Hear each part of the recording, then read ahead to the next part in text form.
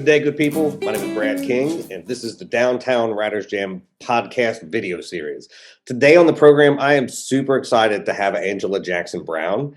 She was actually the 8th guest on this program when I relaunched it back in 2014. We used to teach together at Ball State University. She's fantastic. Her first book, Drinking from a Bitter Cup, is one of the most beautiful and heart-wrenching books that I've ever read.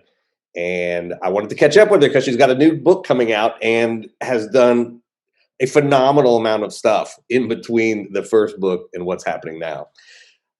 As you know, this is a new series that we're doing. We release these sporadically on the Solid Listen YouTube channel, so you can follow us there. There's also going to be an audio version of this that happens on the Downtown Writers Jam podcast series, so if you're subscribed, you'll get that as well.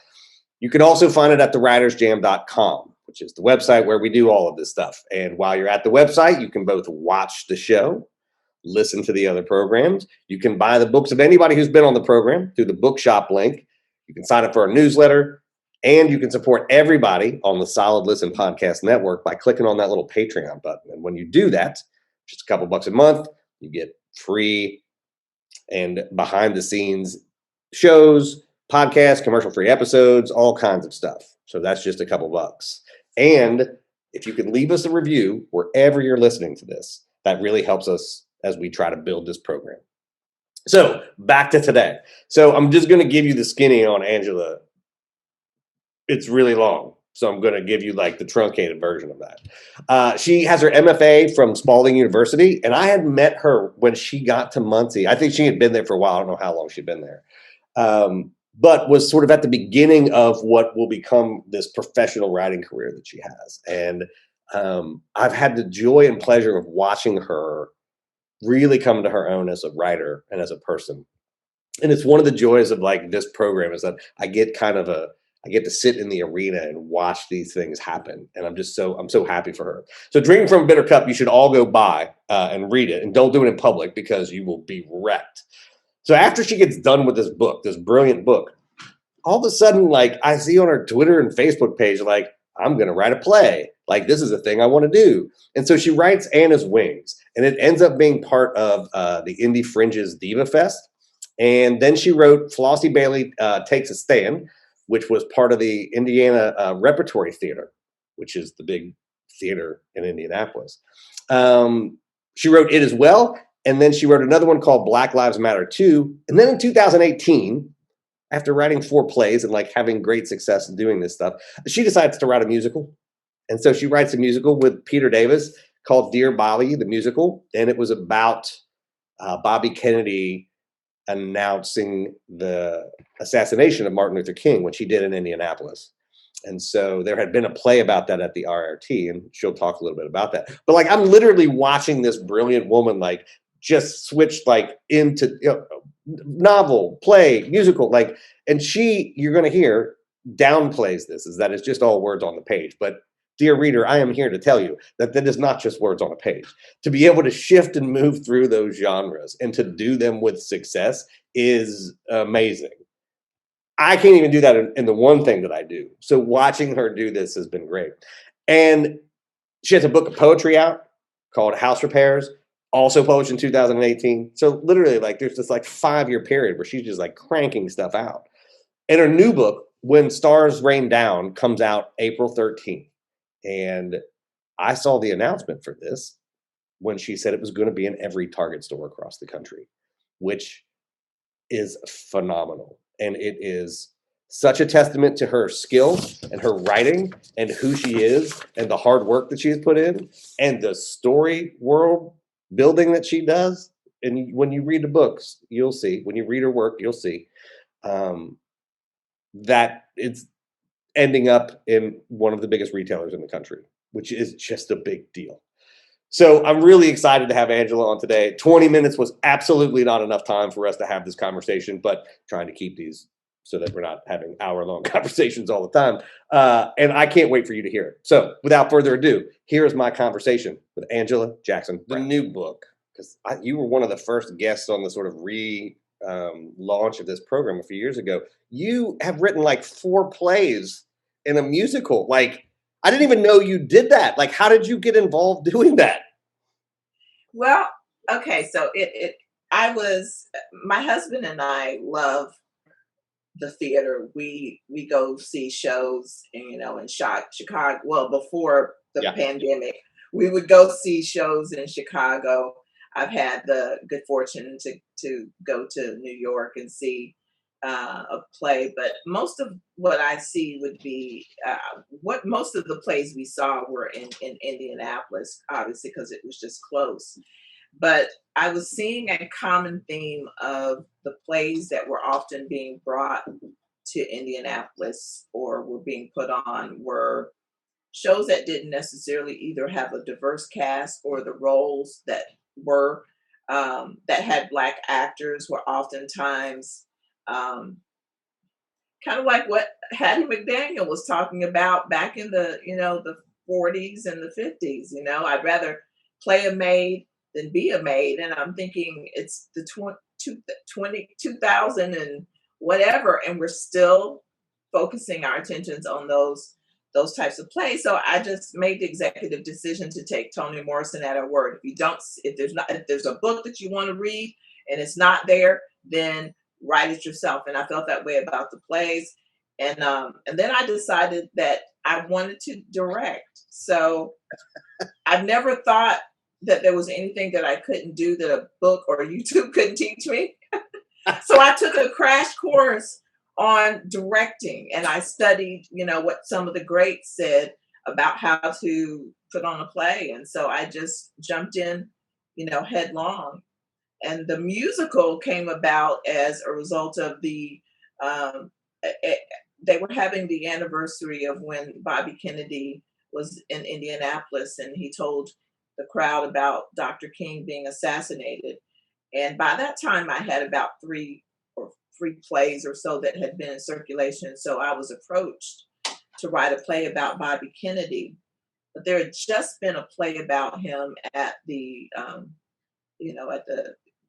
at a local theater. And so I I think it's the said, IRT, right? Wasn't the one? yeah, the Yeah. IRT. And I'm thinking, I can't, I don't want to, that was a perfect play.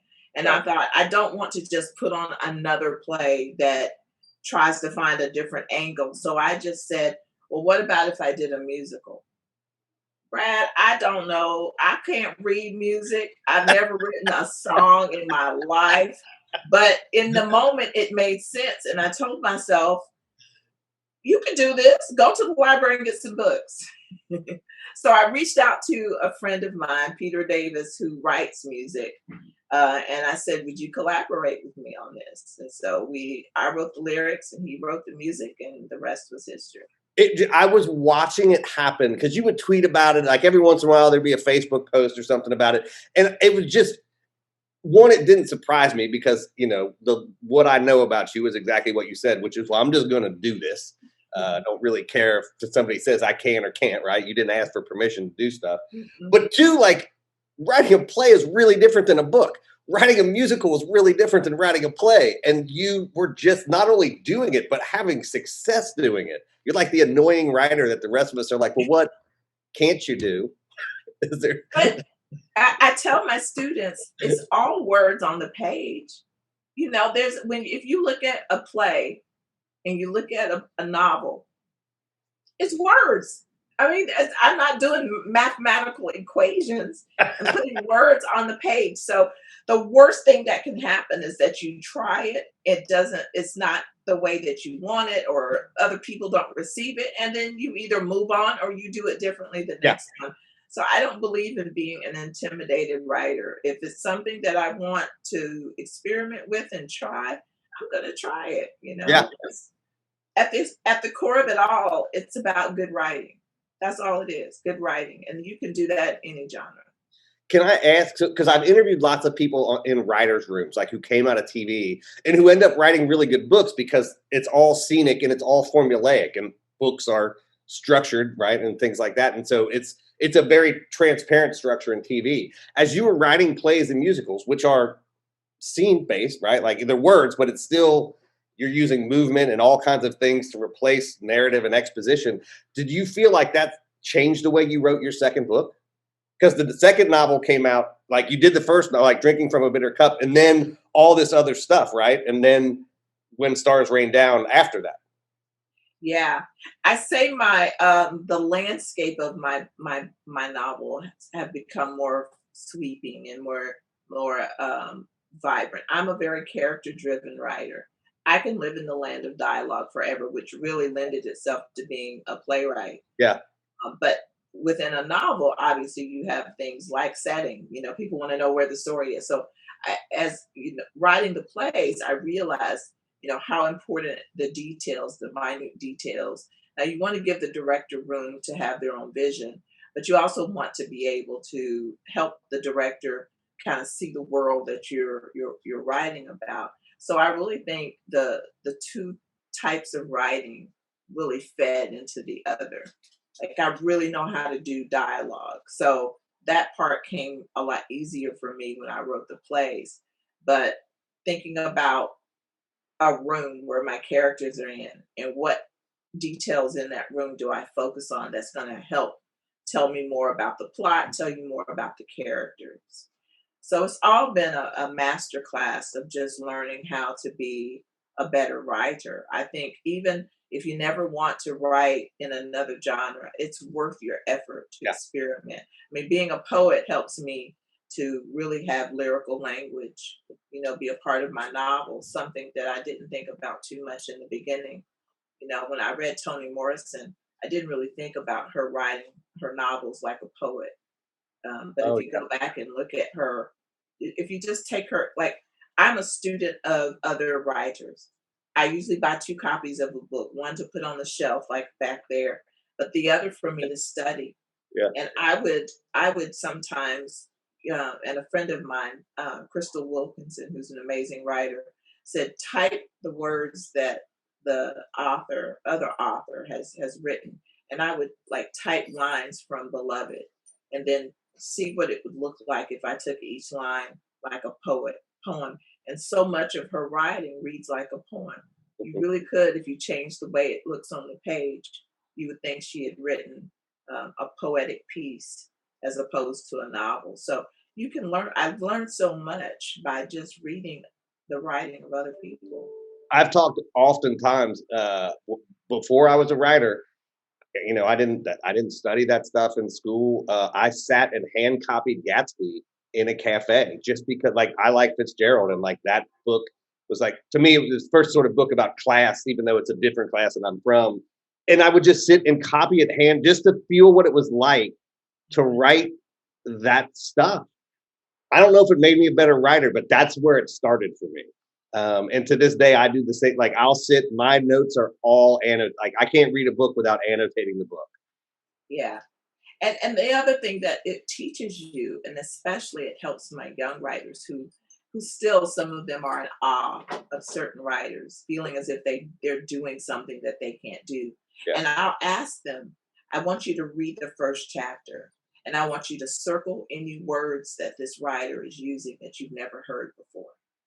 And usually they come back and say, I know all of those words. In fact, most of them are simple words, you know, one syllable, two syllable words. So why are we turning this into something more complicated than yeah, it is? You can do this. You just have to figure out how to make your words resonate from the page the way those did for you. yeah. Well, and this gets to the voice that we were talking about, right? Like once you find your own voice, like I Uh-huh. actually have it's a copy of a handwritten version. It's the handwritten Gatsby thing that Fitzgerald did. So it has all kinds of chapters that he threw out, all kinds of, and you read it and you're like, oh, this is a mess like everything I've ever done, right? Like it wasn't like whatever your books are that you think are great. What you know, once you've done this enough, you're like, well, there's 100,000 words that we're never going to see. You know, like that perfection only came after hours and hours and weeks and months of craft. Oh my gosh, yes, absolutely. So when Stars Rain Down, like I saw you tweet this out, I think it's going to be in every. Is it Target? Is it going to be in every Target store? Brad, yes. So I started off, I got the email and it said that I think it was like 20 something Target stores. It may have been more than that, but bottom line, the stores that I was told there were only going to be like 700 copies of the book sold.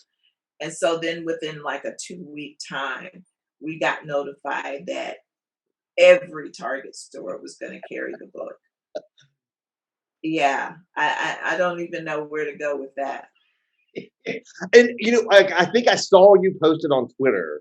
I mean, for people that don't know, like that's going to move books. Like that is in the world that we live in today. Like that Target is just one of those places, like Oprah's book club. Like it's going to be front and center to the whole America. Yeah, And that's pretty exciting. yeah, and it has to. I mean, my friends who do this are like, until I see the numbers, I'm not going to get excited. But there also has to be that, like, I mean, at least the stars are aligning so that the numbers might happen.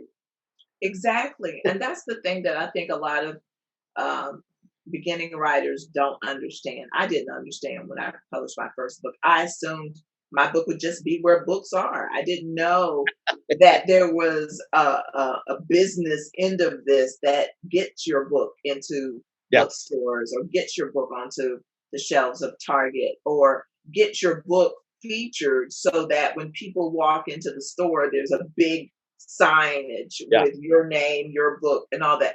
I didn't know. I just thought that happened. I didn't know that there was a wizard in the back that made all that happen. And unfortunately, and this is the problem with the business is that unless you're with a big house, you're not going to get that kind of attention a Yeah, lot of times. yeah, Sometimes lightning will strike, and if it does, that's great for someone with a mid-size or small press. But there are some brilliant writers who've written some amazing books, but they never got to be in the light. yeah. They were always in the shadows, and that's the unfairness of all of this. So I don't take this for granted at all. I recognize how fortunate I am to be in a position where I've got a publisher and a sales team who can get on the phone and people will listen. Yeah, but also, I mean, you're modest. Like Drinking from a Bitter Cup for being a first book was fantastic. I mean, I told you when I read it, like it was a fantastic book. That was, deeply complex and character driven, and like, it built a world, and I know that that world was personal for you. Um, Yeah. and then to explore the playwright stuff as your voice got something outside of you and outside of your lived experience as a person and a lived experience as a black woman in America, and then sort of like just watching that grow, watching you get comfortable with that. It is an earned thing that you ended up in Target. Like I am positive this book is going to be amazing. I haven't even seen it yet. Well, we're gonna have to change that. I need to get you an advance copy. So That'd be we'll great. I'll make sure I can call somebody. Yeah, I only need one. I don't need a whole Target thing.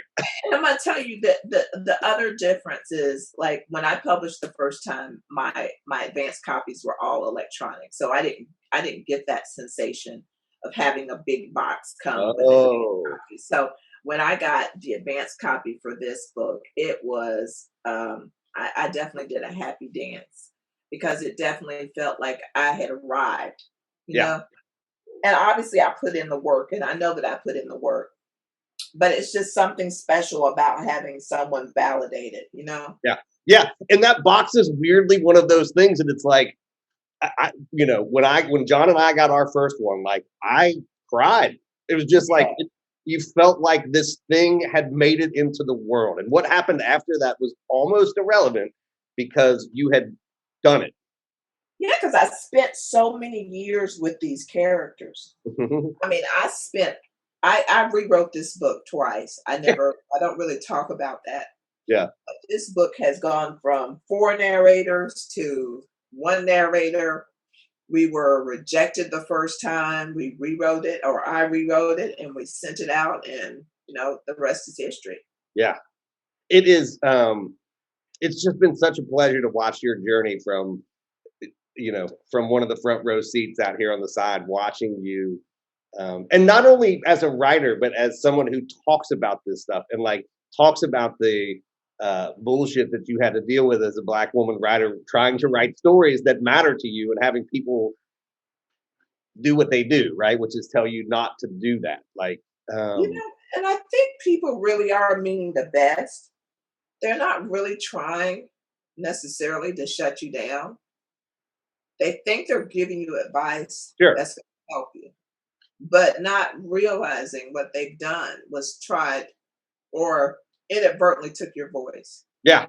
And that was, we had talked about that before we turned this on. Like, as a writer, finding your voice for the stories you want to tell is the greatest gift a writer can have. And Oh God, yeah. having people derail that journey for anybody, right? And as people who've taught kids, like you always are, you try to be very careful of like not both steering them in the right direction, but making sure you're steering them in the direction they want to go and not that Yeah. you want them to go. Right. And I tell my kids, I don't have to understand everything that you write. I don't have to emotionally connect with all that you write.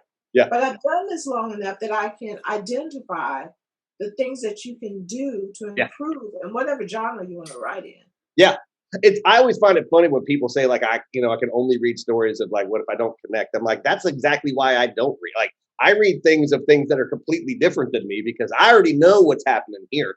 Like, Yeah, and after 48 years, I'm bored with this story. Like exactly. there's other things to. So I just find it weird that as readers, like people are like, well, I can't read it unless connect with it. I'm like, Yeah. I like the exploration of other people's stories because that fascinates me. I mean, the first part of my life was reading books that had nothing to do with my own personal experiences. I mean, I read Little House on the Prairie. You can tell me nothing about not being on the prairie. I thought, if I'd met Laura, she and I'd have been best friends. So I needed to be exposed to more diverse literature. Yeah, But I do appreciate the fact that I started my journey reading books by all sorts of authors, and most times I didn't have a connection to them as far as feeling that personal. yeah, This is my story being told in book form. But as readers, I think the thing that allows me to do what I do is that I read everything. yeah, I mean, yeah, I'm the person in the supermarket looking at the National Enquirer. It's words on a page. yeah, I'm standing here, so I'll pick up anything because I just love reading. yeah, Reading has sustained me for so many years, and I know you know about some of my health issues, but yeah, there's a prayer that I always pray, which is that, don't take my mind and please leave me the ability to type. yeah, Because I've tried the voice software, and Brad, if you want to be humbled, get yourself the voice activated software. It can't understand a single thing I say. I sit here and argue with that thing, saying, no, I didn't say hat. I said cat. And you yeah, know I said cat. yeah. It for the same reason, like this accent, like I have an Alexa here, and about every third time I ask it something, I asked for something. I asked it to open my book today, and it pulled up a podcast on the Greatest Generation. I'm like, I don't even know how you got there, other than it just couldn't understand anything and just grabbed the first thing it saw. That's what I think happened. Yeah. So I Yeah. feel you. So real quick, so when Stars Rain Down comes out next in April, April 13th. April 13th. So give me the real quick, like, what's this one about? This book is set in a fictional town called Parsons, Georgia in 1936. It's in the summer where, during the worst drought to hit the country, factual, to hit the country. And I thought that would be a great jumping off point to really talk about some of the things that happen when our passions get very high. So the main character, Opal, is turning 18 and she's grappling with, being an adult woman. She works as a housekeeper with her grandmother for a white family, and she's battling all sorts of things: the growing pains. Uh, who can I? Who's okay for me to love and who's not?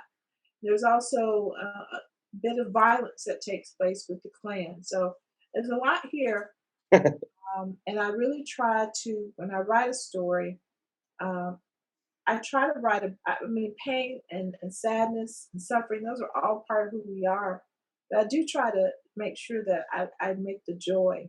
stand out, and that there can be joy in the midst of trials and hardships. So that's kind of what this book is about. It's about a young girl who's learning how to find joy in the midst of all this turmoil. Well, and I mean, you did the same thing with drinking from a bitter cup, right? Like there was joy in I mean, the sort of I think the state of your characters are that what I believe humanity is, which is melancholy. There is a great sadness to being alive because you are dying.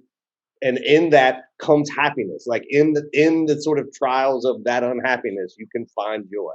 That's sort of how I And I don't know if I told anyone, so you might be getting the scoop on this. A few of my friends who are my readers know this, but I am about 200 pages into the sequel to Drinking from a Bitter Cup. So Oh, really? we're going to get the conclusion of Sylvia's story.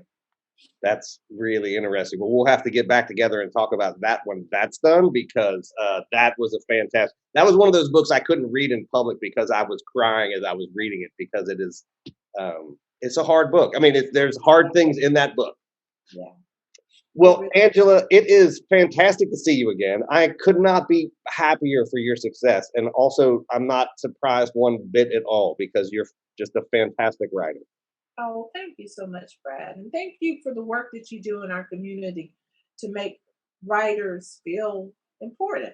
You know, so much of what we do is in isolation. And you bring us out of that isolation and remind us that we're doing this for something, for someone, and for people other than ourselves. So thank you for your work.